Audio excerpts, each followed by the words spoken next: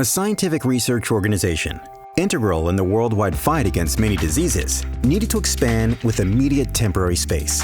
But additional space for office staff was restricted by a limited footprint within their campus, requiring an agile solution.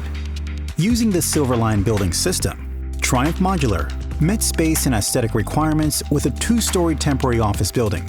Installed were large windows allowing plenty of natural light, and galvalume corrugated metal siding providing a refined modern look. Interior features include open office space, conference rooms, and multiple huddle rooms. Each floor has a kitchenette and restrooms. Connecting the 2 floors is an open atrium stairwell. Barred wall-mounted HVAC units maximize fresh air ventilation.